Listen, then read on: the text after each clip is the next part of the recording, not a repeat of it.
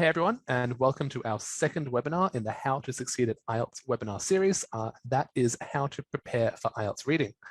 Don Oliver, one of our most popular IELTS experts, is back and here to walk you through the question types and tasks for IELTS reading, what exactly examiners are looking for, and when they're scoring a test.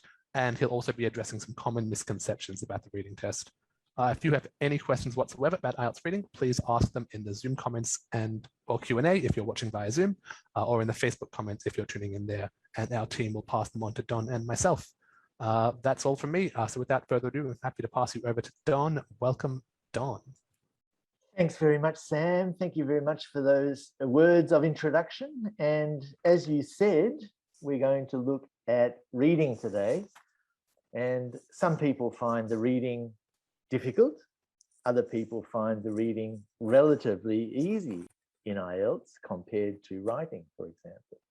But wherever you are, there are some tips, some strategies that can help you improve your score in IELTS reading. We're going to look at different examples of IELTS reading. And as I said before, we're going to give you some practical advice about improving your score. The way that we score reading is basically to give you quite a wide variety of question types. And IELTS differs from some other English language tests in that the types of questions are quite varied. And this is not an accident. This is in order to test your English reading as well as we possibly can. And it means that when you do get a good score for IELTS reading, it means you can read English pretty well. There are some mistakes that people make when they do the reading test. Sometimes it's they misjudge the time. Sometimes it's they leave some questions unanswered. If they're doing a paper and pencil test, sometimes they don't write clearly or they make spelling mistakes. We'll talk about all of those things as we go along.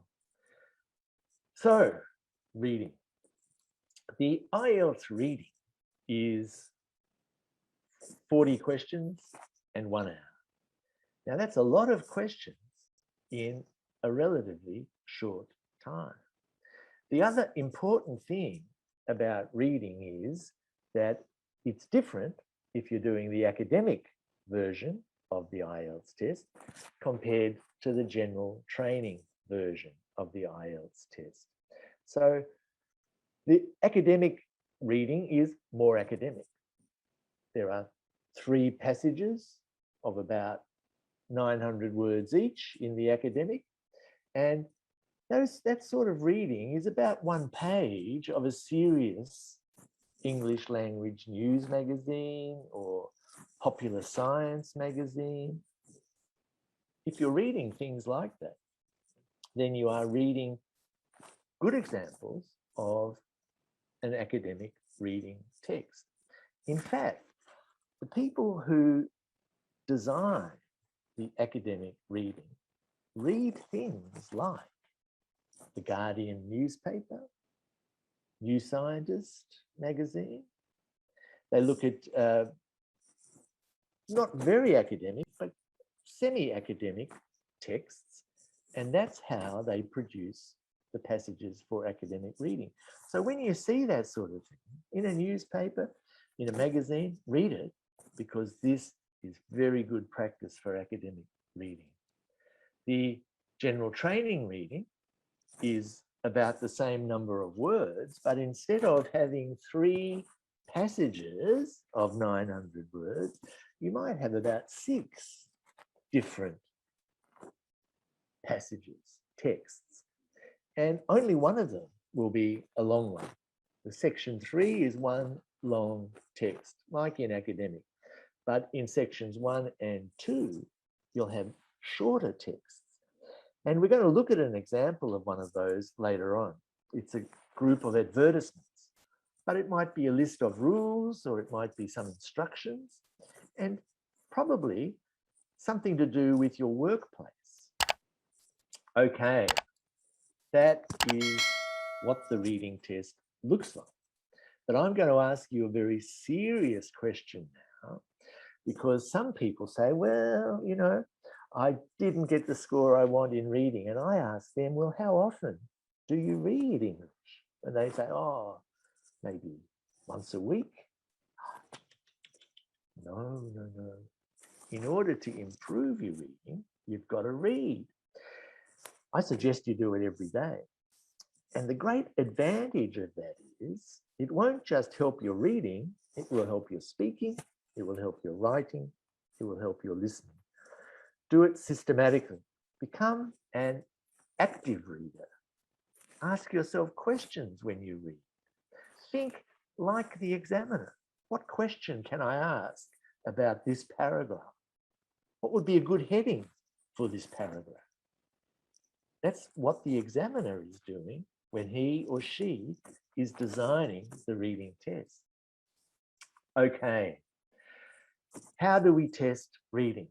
Well, I've sort of said already, one of the things that we do, we give you a lot of words, a lot of questions, and a fairly short time to do it. In other words, we're asking you how quickly you can get information when you read. So speed is important. Now, of course, being a speed reader is not something that's easy to do in a second or third language. But there are some strategies that can help you become a more efficient reader. We say here that there are about 2,500 words in a reading test.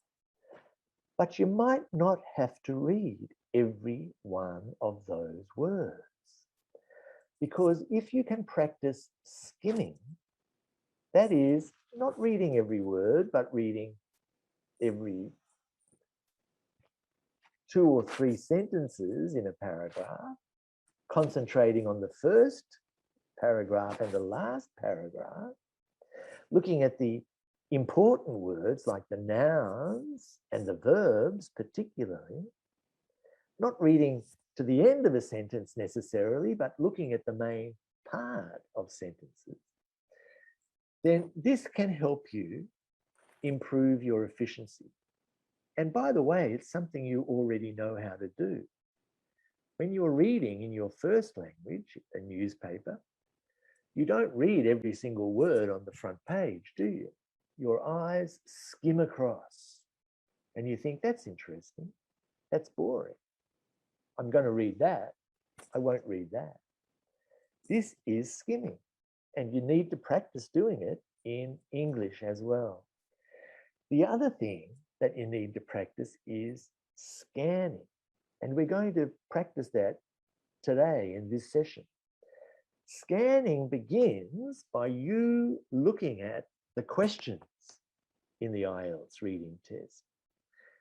Looking at the questions and thinking, what is the key information that I'm trying to find? Is it a name? Is it a number? Is it a date? Is it a place? Then, when you know that that is what you're looking for, your eyes can quickly find that place, that number, that date, that name. That is scanning. And we'll practice that in a minute. And finally, you do need to practice reading for detail. But don't do that all the time. Reading for detail means you're checking to see, is it in or is it on? Is it the most or is it more? Is it now or is it in the past? These are details which are very important for some questions, but not for every question. And we'll practice that in a minute as well. Okay. As I said before, the IELTS test is a particularly good test of English because it has a range of question types. And here you can see 5 question types, and there are sections here as well. So it's more like about 8 different question types.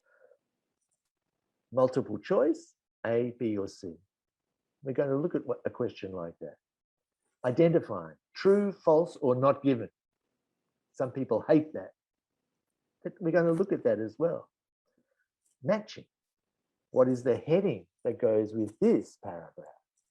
Completion. Finish this sentence with a word or 2 words. And short answers. When did it happen? Who did that? You see that some of those questions have a little asterisk, a star after them. Multiple choice, star. Identifying, star. Sentence completion, star. Short answer, star. That's very important information. It means that the answers to your questions come in the same order as the questions come. It means, for example, if you're doing a true, false, and not given question, if you get the first answer, then you know the second answer comes after that in the passage. And the third answer comes after that in the passage. This is important information because it helps you find your way efficiently through a passage.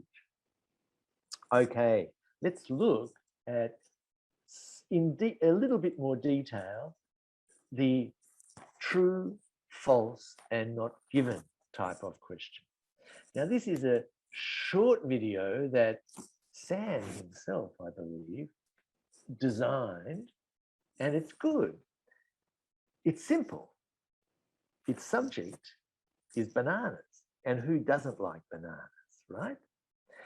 Let's look at this, and it explains the difference between true, false, and not given. And very importantly, it tells you not to just rely on your assumptions. Don't just rely on your prior knowledge. Look at the passage and answer from the facts that are in the passage. Before we look at this video, I'll just mention one other thing. If you find that you're having difficulty getting the answer, you don't know if it's true, false, or not given, you're spending a lot of time on this, well, that's probably because the answer is not given. Okay? If it's the more difficult one, it probably means that the answer is not there. There is no information about that. And the other tip I'll give you is, in a set of these true, false, and not given questions, it's unlikely that the first question will be not given, because we don't want you wasting too much time on that first question. Okay, let's listen now to this video about bananas.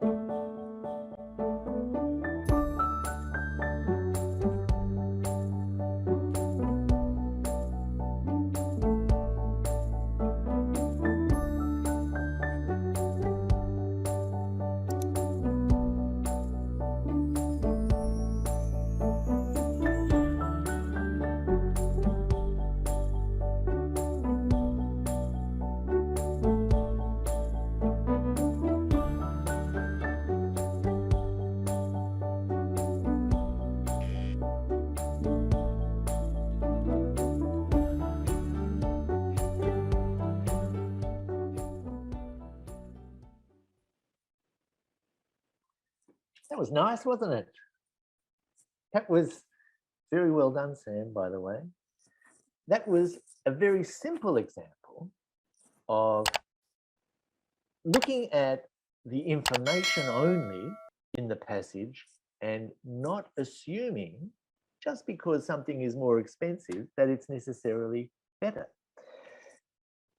Now here we're going to look at a more complex type of true, false, and not given question.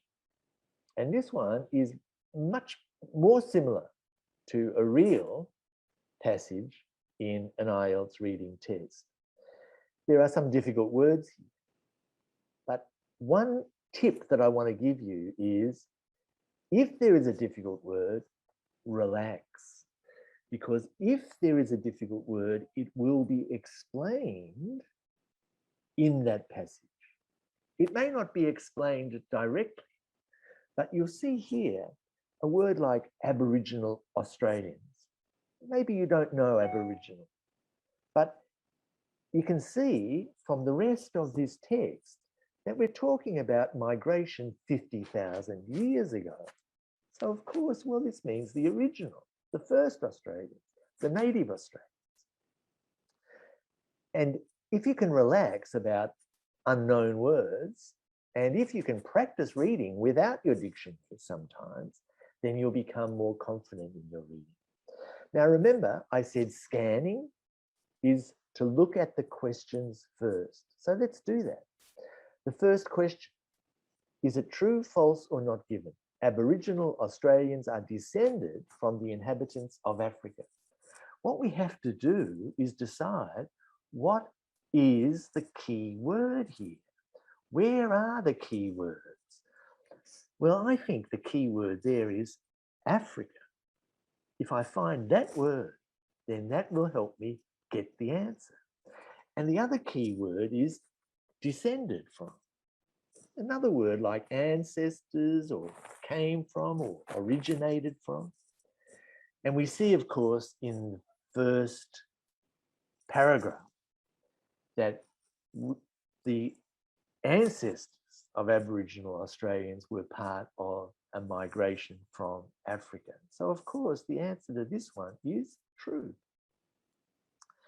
If we look at the second question, the ancestors of Aborigines settled in Australia about 80,000 years ago, we can see there the key words are 80,000 and settled or arrived.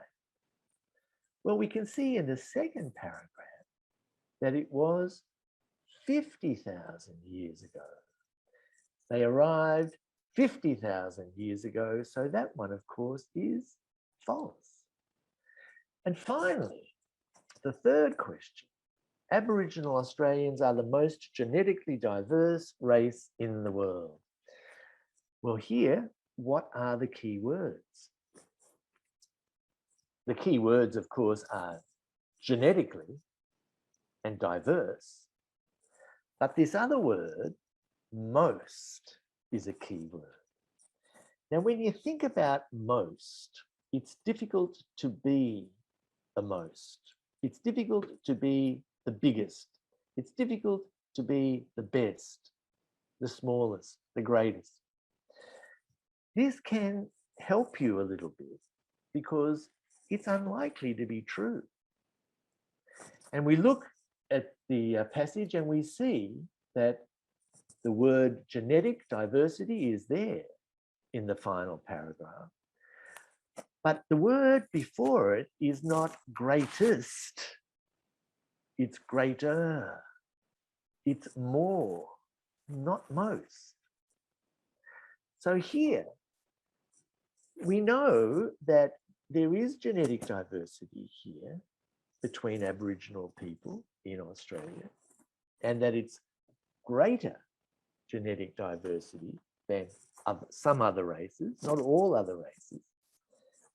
Basically, we don't know if this is true or false. There really is no information to tell us exactly whether this is true or false. So this is an example of a more difficult passage, but we use the same strategy as with that simpler one about bananas. We don't rely on any of our previous knowledge, but we try and find the key words that will help us understand the meaning. So that's academic. General training, as I said before, is a little bit different. And let's look at some general training as well. Before we do, let me just remind you of what we were talking about. Look for synonyms, okay? Look for words that mean the same. And as I said before, settled in Australia, it might be arrived. Also look for words that are confusing, distractors, ideas that are close together, but will distract you, make you believe that they are in fact exactly the same when they're not. Genetic diversity does not equal cultural diverse. Okay, let's look at a general training now. And this is a very typical general training task. A group of advertisements or advertisements if you come from America. In this is a matching exercise. And the question is, for which advertisements here are the following statements true? And the statements are, 1, which 2 jobs are in restaurants? Which advertisement is for someone to look after children? And which job involves supervising other staff? Now, this is a very good example of where the IELTS test designer has not used these exact words in the passage. That means you have to find words that mean restaurant. You have to find words that mean children. You have to find words that mean supervising other staff. You won't find those exact words in the reading. And this is where you really need to extend your vocabulary, to learn new words all the time, because that will help you read more quickly and efficiently. Look at the first 2 advertisements here. The first one is for experienced waiting staff. Now, if you've read a lot, if you read English every day, then you know that waiting is working in a restaurant, being a waiter. But the word restaurant is not used here. We're talking about an eating house. We're talking about service. This, of course, is about a restaurant. So this is one of the jobs that answer that first question, the 2 jobs about restaurant. Look at the second one, experienced store manager. This one is about somebody who is managing staff. They have to conduct training. They have to hire and assign staff. The word supervising other staff is not used here, but this advertisement is the answer to that third question. Which job involves supervising other staff? Let's look at the next ad. Data entry or data entry. This is an office job. It's not in a restaurant. It's not managing other staff. And there's nothing about children. Forget about that one. What about the next one? Well, this again is a different sort of job. It's about helping older people learn how to use iPads, not children, not in a restaurant. Then we get to E. And here again, you can see words that mean restaurant, but do not say restaurant. Central Highlands Food. It's an organization in hospitality.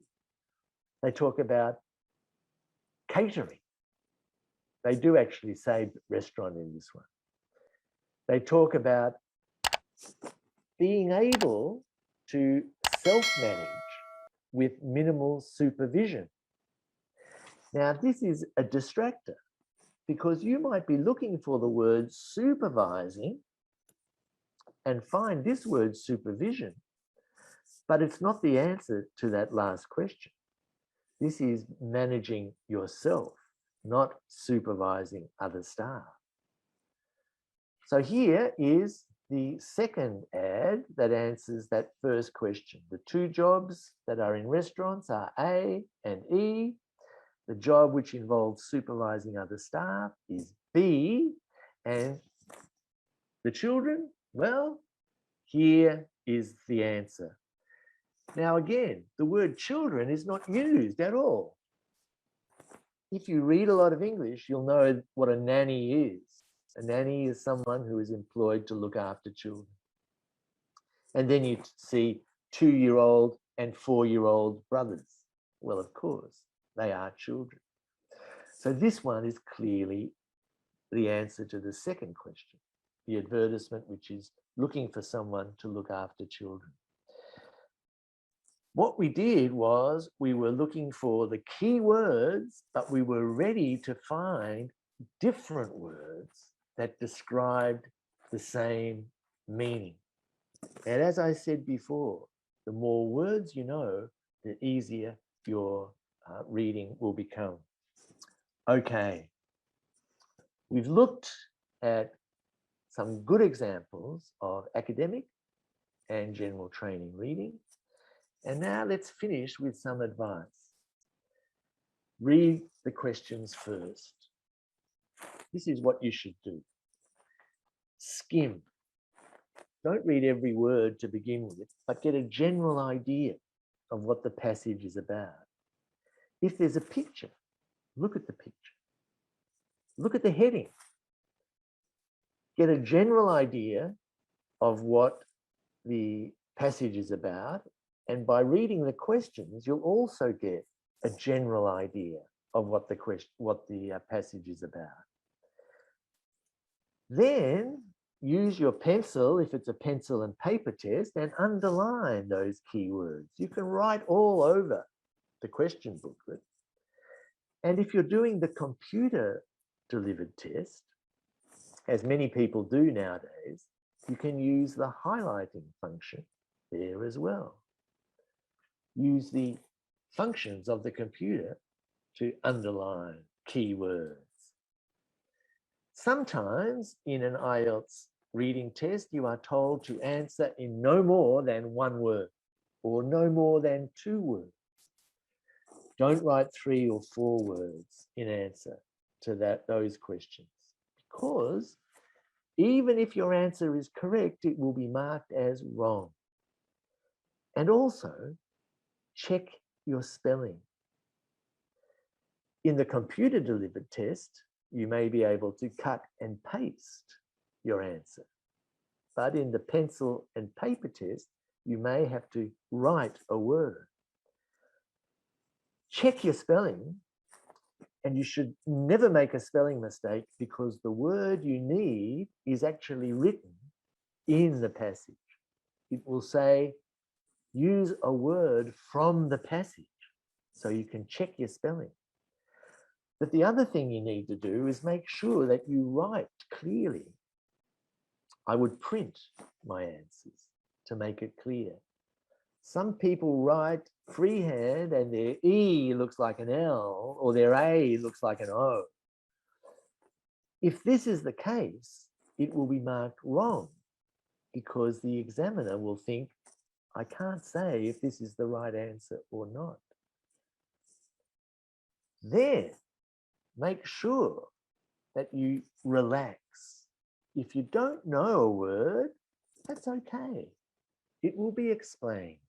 It'll be explained in the text, or maybe even at the end of the text in a glossary. This word means that. If it's not explained, it's not an important word. So relax about that. And please practice reading without your dictionary. There are 40 questions and only 60 minutes.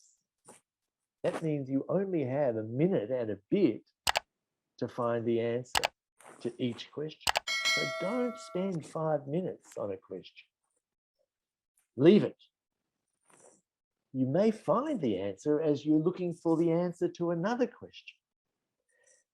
If you have only 2 minutes left and you have some blank spaces, fill them up. True, true, true, true. A. One of those may be correct. You don't lose points for it. There are no penalties for wrong answers. So guess if you have to. All right. To sum up, you need to read in order to improve your reading. Read actively. Think about questions you could be asked when you read. Make a note of new words and revise them. Sometimes don't make a note of new words. Practice reading without a dictionary. Practice skimming. Practice scanning. Read a variety of texts. Not just what you're studying at university, but read popular magazines. Read English language newspapers. If you're living in a country that has an English language newspaper with local news in it, that's a good place to start. It'll be interesting for you to read that. Set a target for your preparation. I'm going to read a page of this newspaper every day. I'm going to make some notes about what I read every day. I'm going to set myself a target of 5 new words every day, and I'm going to use them to revise. I'm going to look at a subject on the internet that I'm interested in and read about that. You're going to decide if you're going to do the academic or the general training. And sometimes you have no choice, but sometimes you do. If, for example, you're doing a test for immigration, you can do either academic or general training. And some people may find the academic easier than the general training. So think about that. You know how you'll be scored if you look at our website, and it will tell you that a raw score of about 30 correct answers will give you a band 7. You need more than that for a band 8 or 9. You need fewer than that for a band 6. Go to our website and check that. And remember that you need to spell your answers correctly, otherwise they won't be marked as correct. And that means you should review your answers before the end of the test. Check for little spelling mistakes. Check that you have put the right answer in the right place.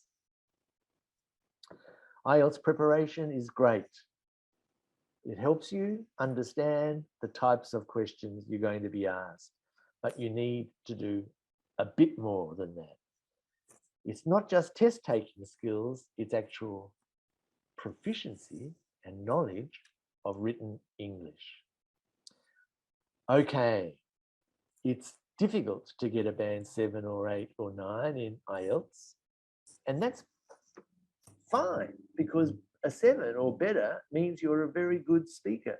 You're a very good user of English.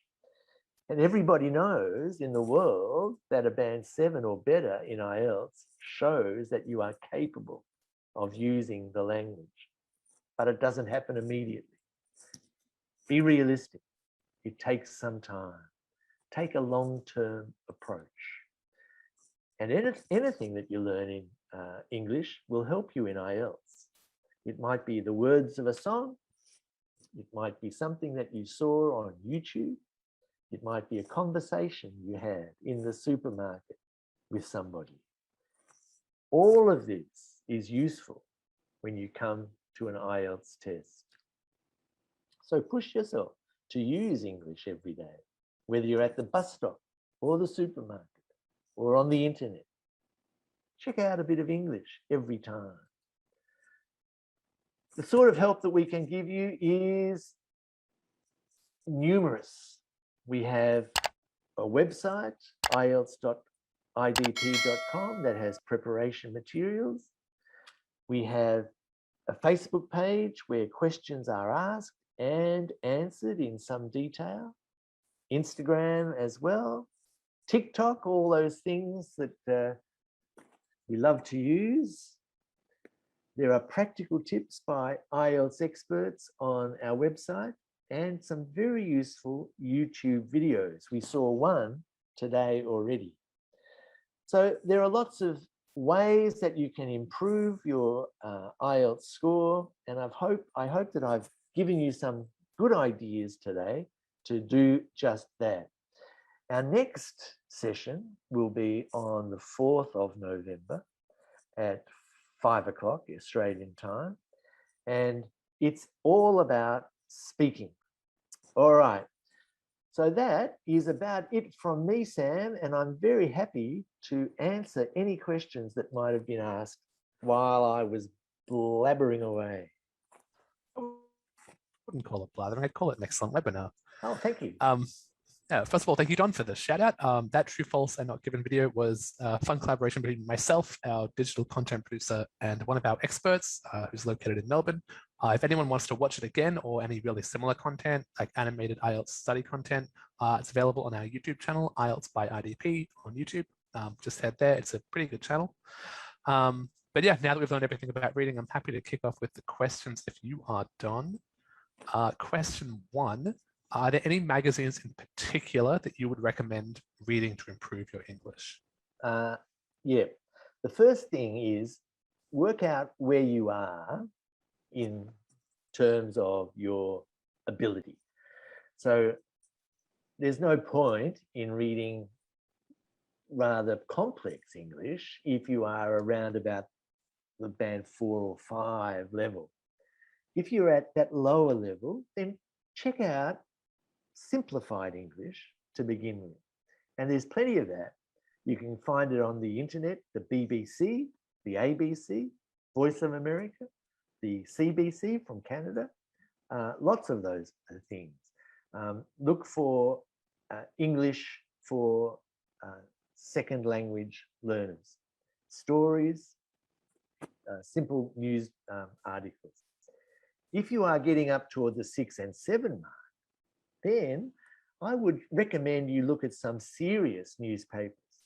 And one of the best newspapers in the world is The Guardian. And that has I don't get paid by them, by the way, but a lot of people and a lot of examiners read The Guardian. And there's an English, a UK version, there's an American version, there's an Australian version. And the sort of text that you see there is pretty similar in difficulty to what you will find in an academic reading test. I mentioned some others, New Scientist magazine, you can find that online, Time magazine, Newsweek, other magazines online. There's a very, very good resource called The Conversation.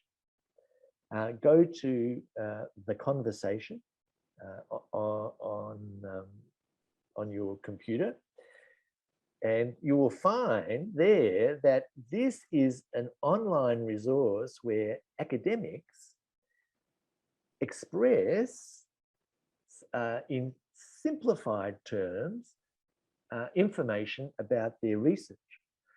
It's for the general public, and it's very similar in difficulty to what you will find in an academic reading test.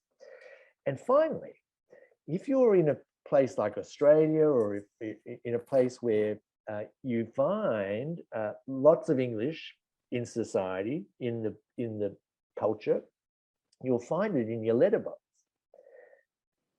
Don't just throw it away. Pizza delivery, specials, house window cleaning service, supermarket specials. This is perfect general training reading. So read it.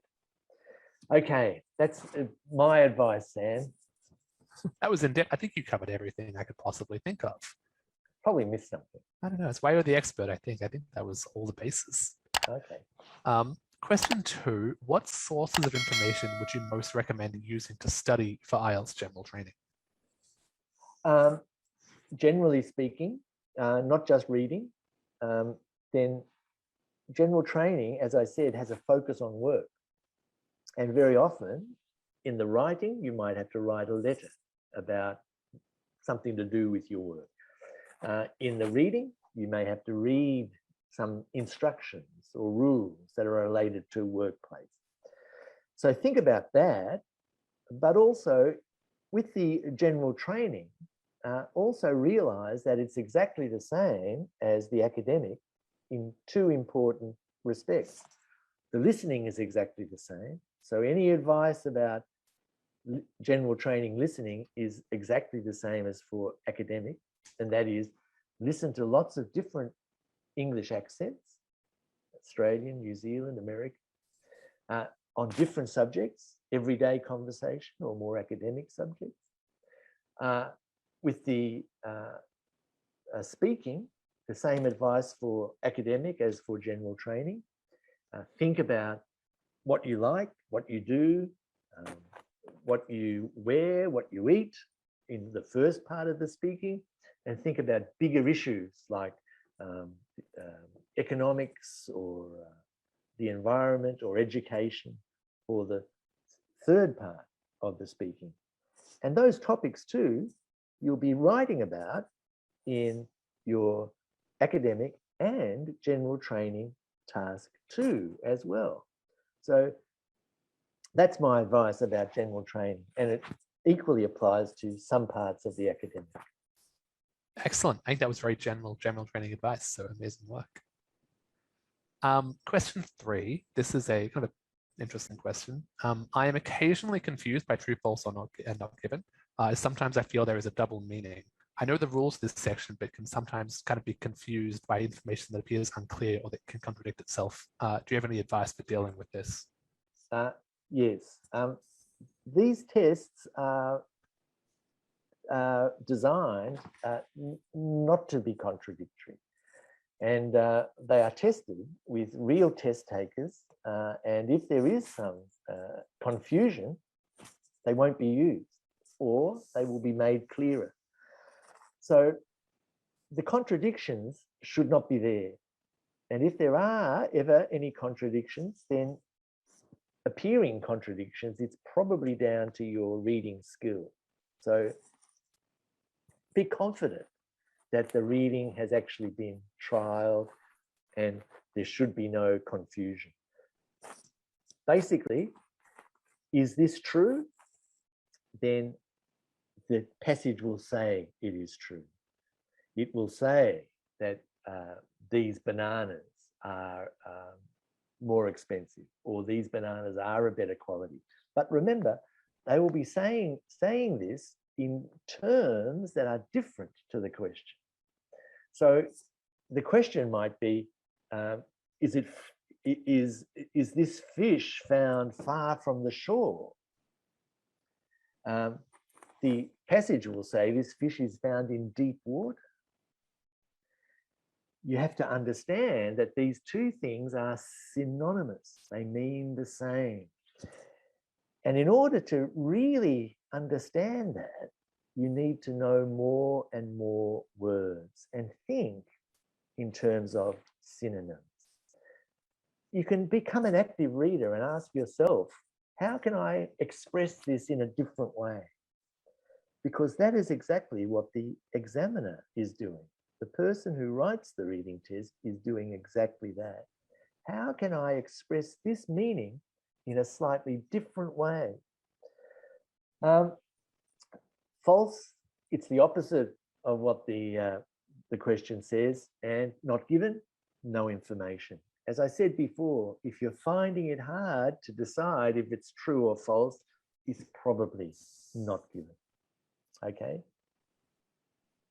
Okay, that's really good advice, Don. Thank you. I think you covered everything again. Question 4, is there any negative marking in IELTS reading? No, you don't lose marks.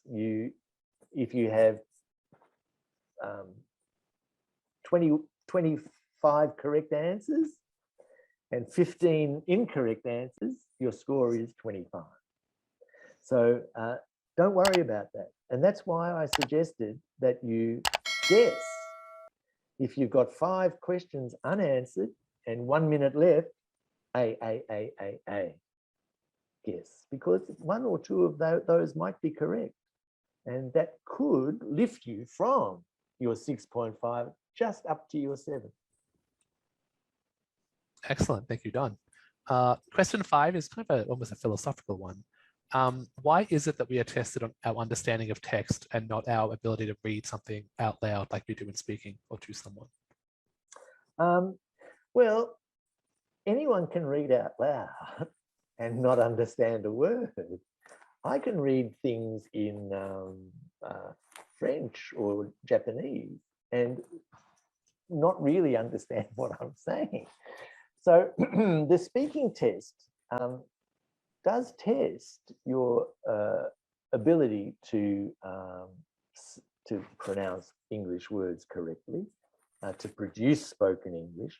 And really, we don't need any of that in the reading test. The reading test is purely your reading comprehension.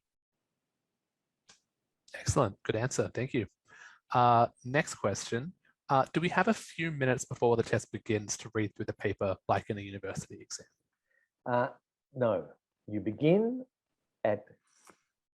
when the clock is at 0 and you are told you can open your booklet, or in terms of the computer delivered test, it will appear.